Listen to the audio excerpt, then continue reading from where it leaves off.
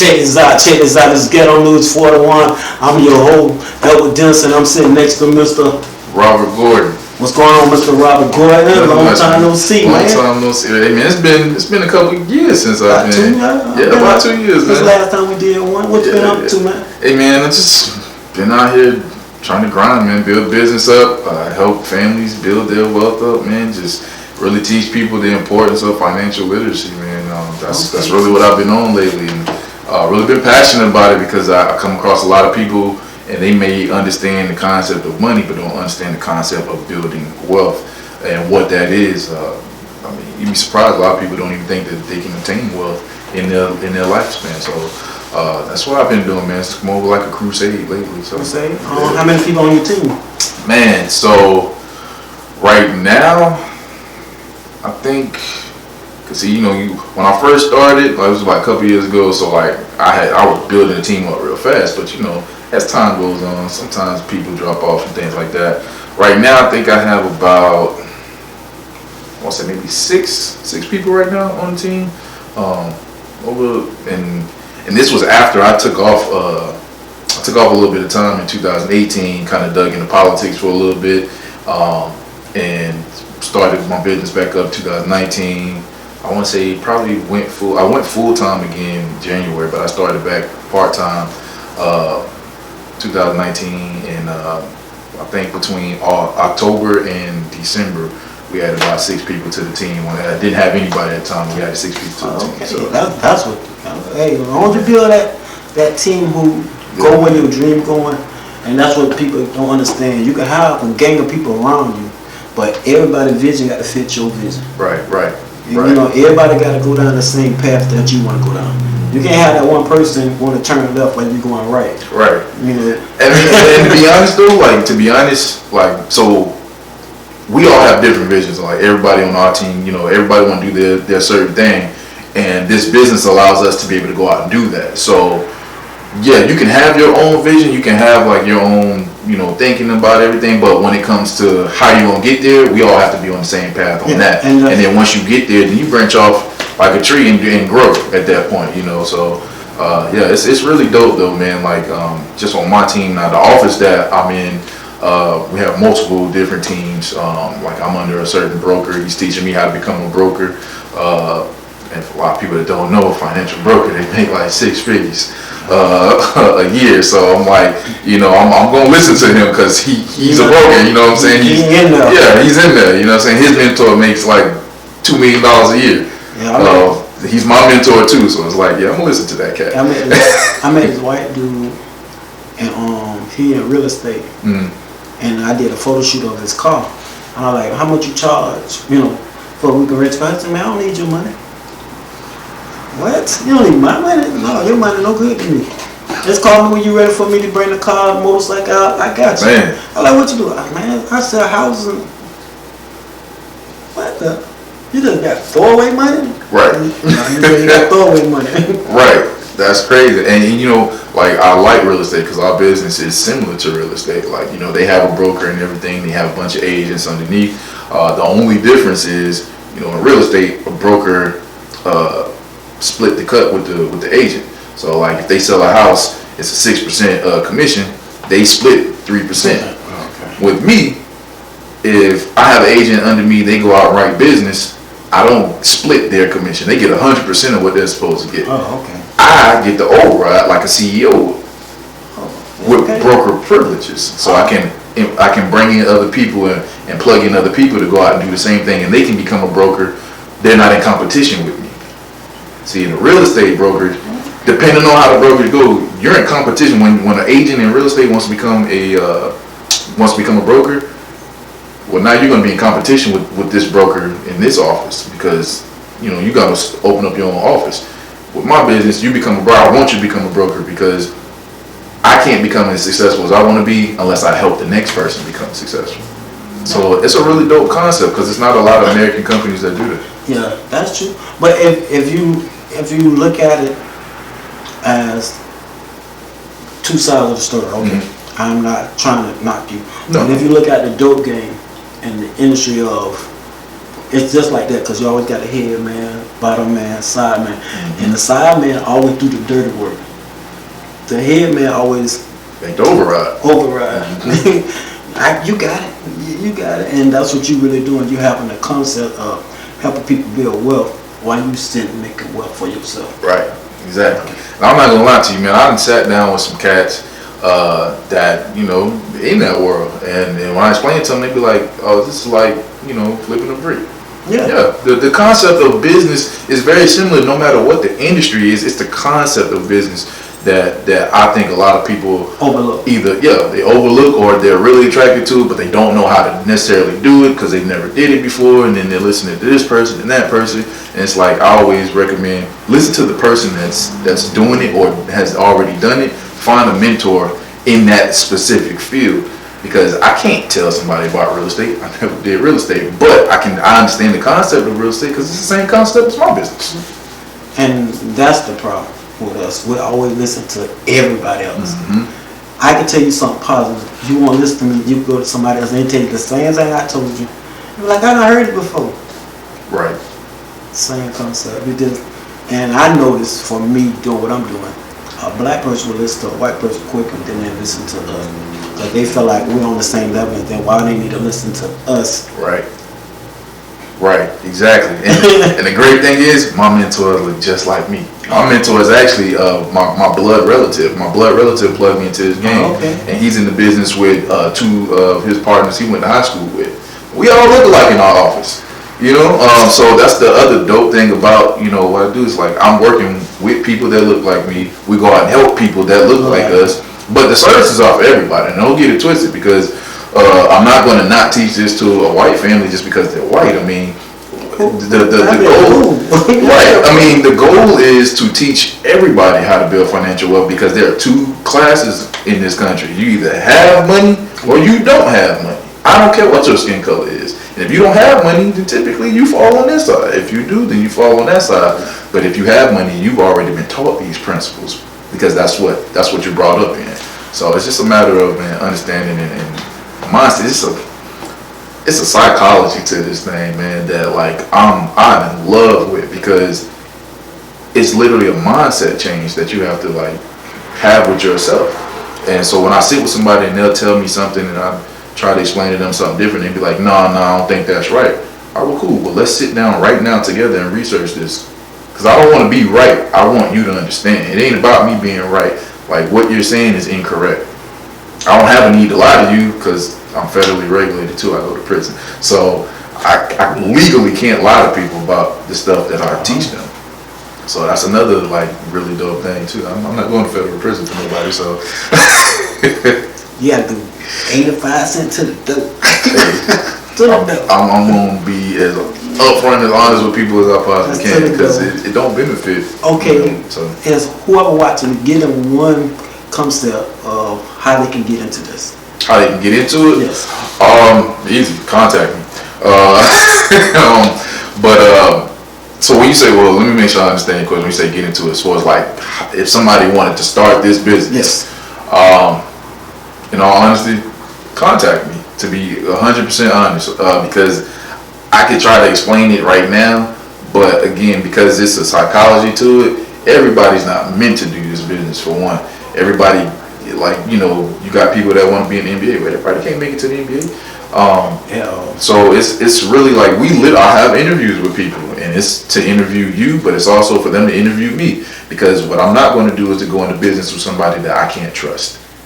And that's one of the things I think a lot of people are making a lot of incorrect moves, not just in this industry, but any business that they start. You're starting businesses with people you don't trust. There's no, you didn't build any rapport. You don't know anything about this person. And we don't do that here. We sit with you. I want to get to know you before we even talk business, because I may not be a right fit for you, but you might still want to do this business. I can plug you into somebody that might be a right fit for you. So it's really like you want to get involved. Yeah, we're real big on like family. It's like a family for real. It's not like you are my business partner, you're my business associate, but at the end of the day, you're gonna be able to come kick it at my house after we crunch these numbers and help these families. Now let's go have a barbecue at the crib. Like we went to a Super Bowl. Matter of fact, we went to our business associates. Like we went to his house for Super Bowl. It was like family in there. None of us are related, but we all like family. I can see that because I hang out with 2 photographers and we on that same map. You know, like, hey, bro, you make a move, I see you make a move, but we can make moves together on type stuff. You know, everybody want to, hey man, can you help? I help you out, but I got to talk to my partners in crime over here and see how they fit with you because I can't bring you in the circle and you don't get along with them. Right, exactly. You know what I'm saying? It's a process. It's a brotherhood. Right. Everybody, I ain't saying y'all got a brotherhood. You know, it's a brotherhood on our path. Right. Like, hey, we shoot 3 different ways, but we still work together as one. Right. You know, I give them criticism, they give me criticism, and we don't take. You know, most people can't take criticism. This is so true. You know, most people get in their feelings so quick, like, oh my God, he said this to me, I don't want to. And that's our brotherhood, and that's how I'm looking at this. Like, this is a brotherhood, sisterhood. Whoever want to get in this circle, y'all build a core as a family member. Yeah, absolutely. You know what I'm saying? Because right now, if they want to come to my door, they don't even have to call me. You know, most people, hey, bro, you home? They come knock on the door, like, boom, boom, boom. What you know? Shit. I do the same thing, you know. Right. And, you know, hey, I like this concept. That kind of role. Yeah, man. Yeah. And what made you want to do this? So, what made me want to do it, the last time that I was here, was that 2017, I believe? Yeah. It's been 2 years. Yeah, so I had my son in July. He was born July 2017. And I did pick at you about that. Yeah.